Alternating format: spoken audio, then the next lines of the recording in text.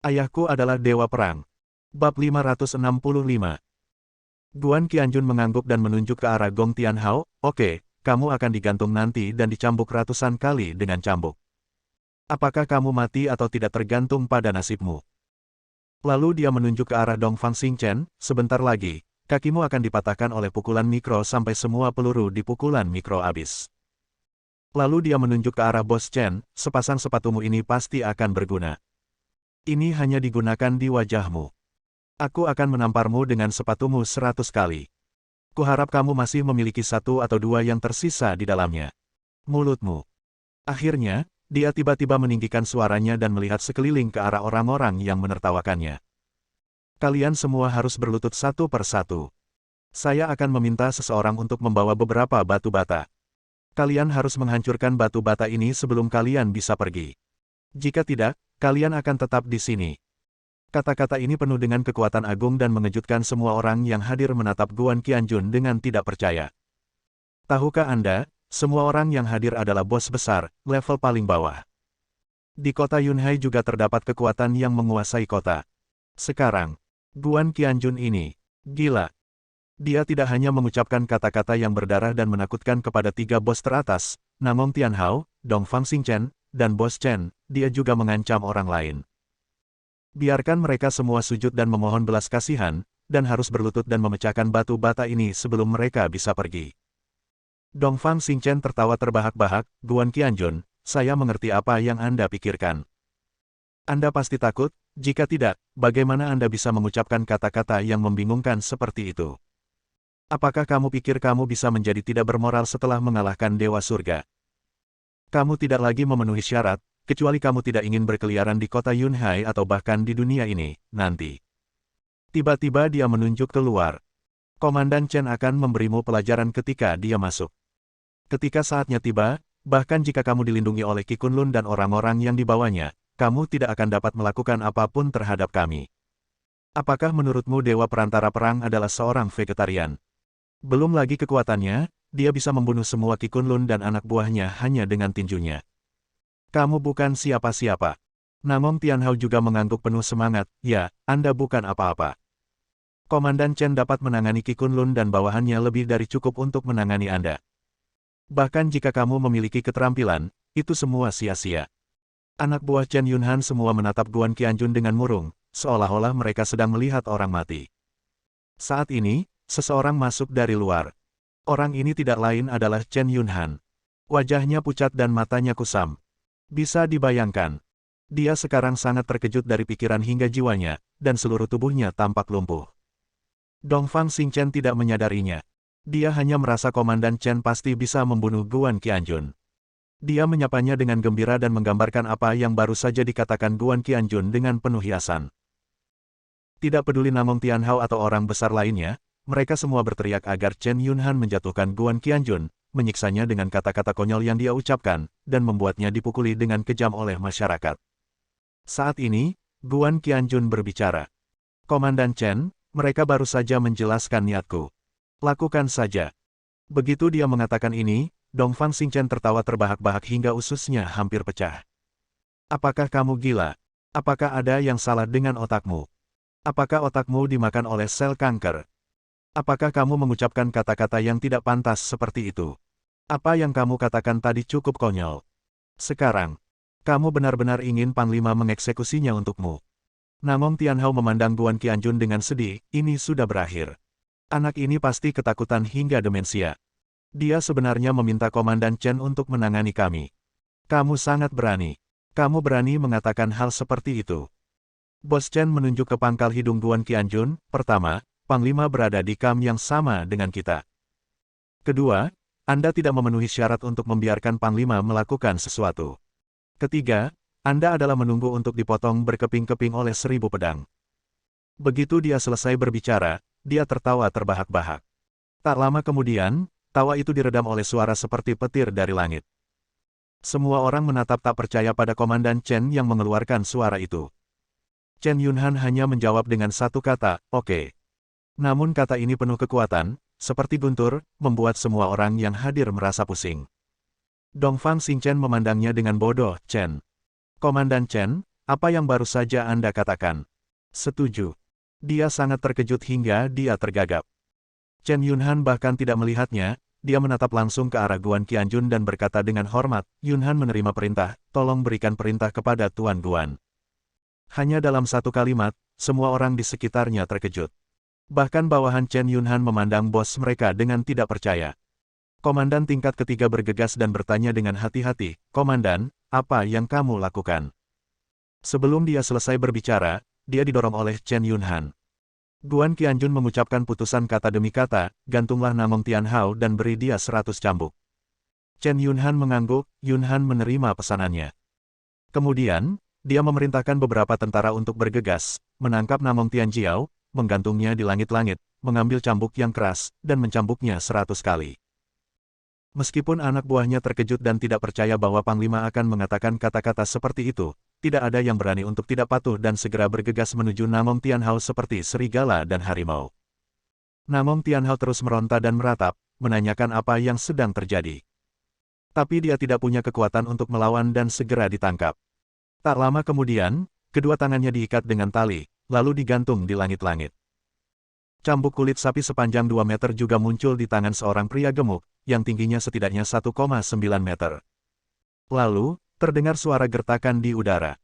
Tentu saja, terdengar juga teriakan yang lebih keras. Setiap kali cambuk dipukul, beberapa tetes darah dikeluarkan dan tersebar kemana-mana, bahkan ke kepala orang-orang besar. Semua orang saling memandang dengan kaget, sangat terkejut. Sangat takut. Sulit dipercaya.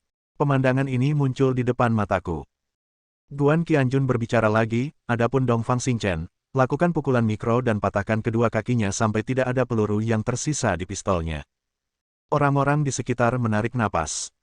Ini jauh lebih mengerikan daripada penyiksaan yang dilakukan Namong Tianhao. Namong Tianhao dicambuk ratusan kali, daging dan darahnya akan memar dan tulangnya akan patah, tetapi dengan perawatan yang hati-hati, dia mungkin bisa pulih. Tapi kakimu patah karena benturan ringan adalah masalah lain. Kekuatan pukulan mikro jauh lebih besar dibandingkan pistol. Mengosongkan semua peluru dari pistol sudah cukup untuk menyebabkan kerusakan yang tidak dapat diperbaiki pada kaki seseorang dan membuatnya lumpuh. Sebagai ganti benturan kecil, itu berarti lututnya akan patah berkeping-keping.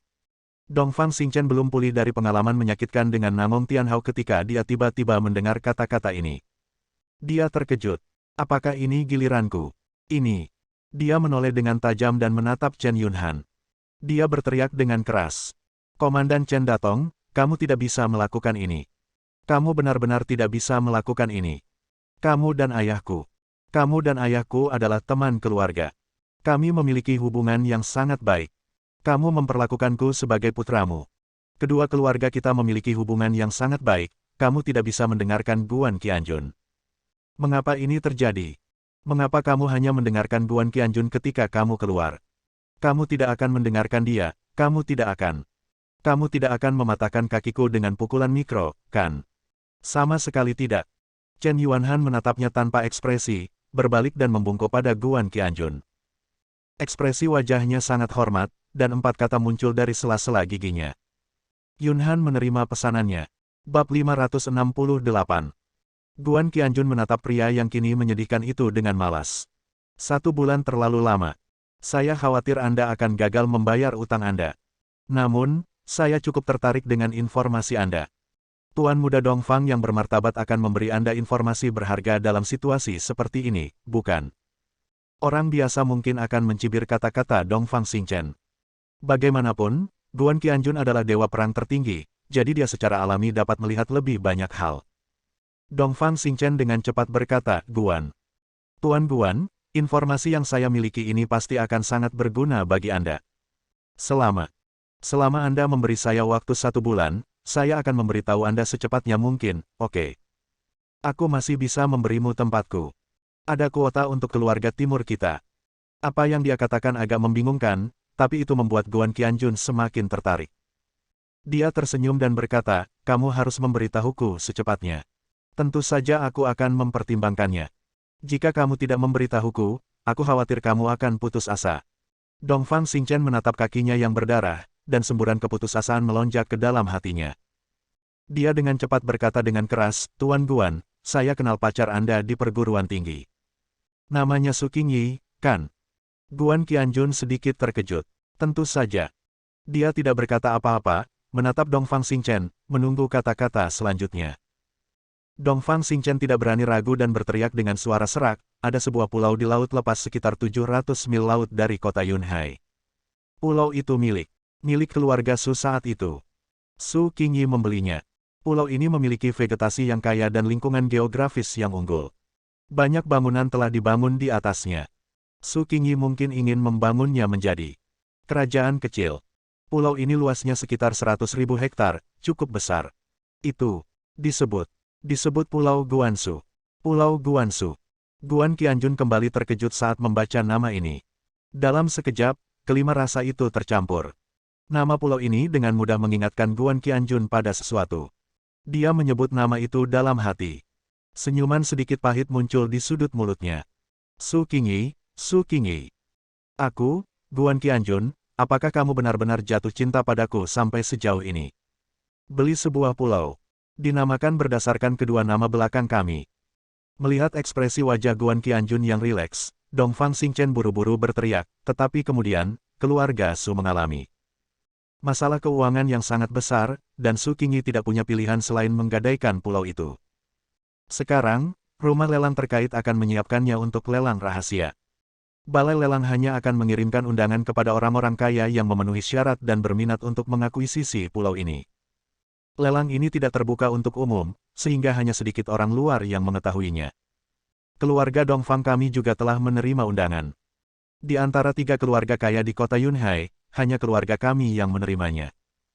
Jika Tuan Guan, Anda tertarik untuk berpartisipasi, saya akan memberikan undangan tersebut kepada Anda sekarang.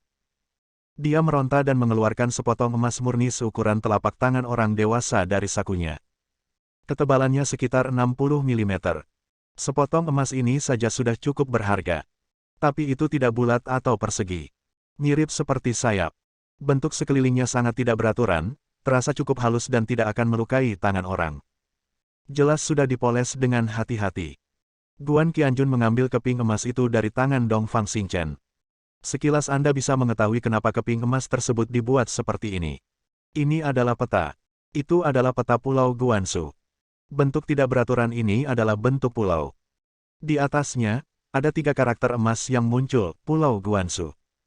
Susun dari atas ke bawah, cetak di posisi tengah. Terdapat garis lengkung di sekeliling ketiga karakter tersebut, menandai berbagai bangunan di pulau ini. Di mana vilanya? Di mana kolam renangnya? Di mana jalannya? Di mana hutannya? Ada padang rumput dan tebing lagi. Ditandai dengan cukup hati-hati. Itu antik, seperti kerajinan tangan. Guan Qianjun memegangnya di tangan kirinya, dan jari-jari tangan kanannya perlahan menelusuri 3 karakter emas yang menonjol di Pulau Guansu. Hatiku dipenuhi dengan emosi. Tiba-tiba, dia mendapat ide. Kita harus mendapatkan pulau ini. Dongfang Xingchen berkata, ini adalah salah satu dari 3 lelang besar di dunia, yang diselenggarakan oleh lelang di Jiu. Selasa depan, hanya 5 hari lagi dari sekarang. Harga awal pulau itu 20 miliar. Meski lelangnya hanya untuk kerajaan naga, kudengar akan banyak pembeli asing yang datang, terutama dari negara Asia lainnya. Harga transaksi yang diharapkan mungkin sampai 50 miliar. Lokasi geografis pulau ini sangat menguntungkan. Kudengar ada harta karun misterius yang tersembunyi di dalamnya. Dilihat dari nama pulaunya saja, Tuan Guan harus membelinya. Saat itu, Su Qingyi mungkin ingin menunggumu kembali dan tinggal bersamamu seperti dewa. Jika kamu ingin membelinya, aku yakin rohnya di surga akan sangat bahagia. Berbicara tentang ini, wajah Dongfang Xingchen tiba-tiba menunjukkan sedikit keanehan. Segera, menghilang. Namun, tampilan aneh ini secara alami diperhatikan oleh Guan Qianjun yang penuh perhatian. Ada senyuman jahat kecil di sudut mulutnya. Dia tidak bertanya tentang tujuan sebenarnya Dongfang Xingchen. Bahkan jika dia tidak mengatakannya, Guan Qianjun bisa menebaknya. Tidak hanya orang-orang super kaya dari kerajaan naga, tapi juga orang-orang super kaya dari luar negeri pun mengincar Pulau Guansu, yang artinya kemungkinan besar itu adalah lelang yang sah di permukaan, namun ada gejolak di baliknya. Adegan dan peristiwa berdarah dapat terjadi. Karena Anda datang dari seluruh penjuru negeri atau luar negeri, ini adalah suatu keharusan. Dia juga membawa serta pengawal dan preman yang sangat terampil. Jadi, dalam hati Dongfang Xingchen, apa yang dia kirimkan bukanlah undangan ke lelang di Jiu, tapi sebuah pengingat. Guan Qianjun tidak menganggapnya serius dan menjentikkan jarinya. Oke, kalau begitu aku memberimu waktu 1 bulan. Dalam 1 bulan, kumpulkan 8 miliar sisanya dan berikan kepadaku. Aku akan menerima undangan ini. Tolong beritahu aku lebih banyak tentang situasi yang relevan. Dongfang Xingchen harus menahan rasa sakit dan menjelaskan prosedur berpartisipasi dalam lelang Pulau Guansu satu persatu. Misalnya pada pukul 9 pagi, sebuah pesawat akan menjemput orang dan membawa mereka ke Pulau Guansu. Pilih saja tempat yang relatif luas dan tunggu pesawat datang.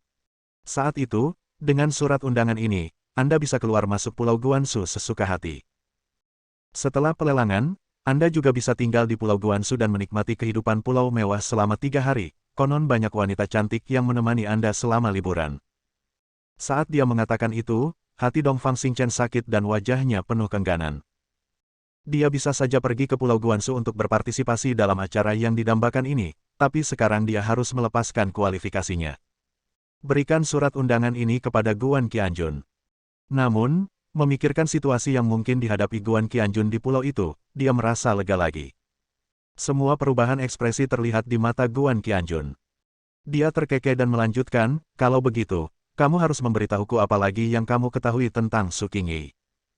Karena kamu tahu bahwa dia adalah mantan pacarku, kamu juga harus mengetahui beberapa hal lainnya. Misalnya, saya kembali karena putri yang ditinggalkan Su Qingyi, kan? Melihat ekspresi jahatnya, Dongfang Xingchen bergidik. Dia mengangguk dengan antusias. Ya, setelah aku mengetahui keberadaanmu, aku segera bertanya-tanya dan mengetahui. Kamu mati karena Su Qingyi, tetapi meninggalkan putrimu. Kamu kembali untuk melindunginya. Tapi aku tidak tahu, dari mana asalmu, aku benar-benar tidak tahu. Kupikir kamu hanya seorang prajurit berkepala besar, bagaimana aku bisa mengenalmu? Mengatakan itu, dia masih patah hati. Bersambung,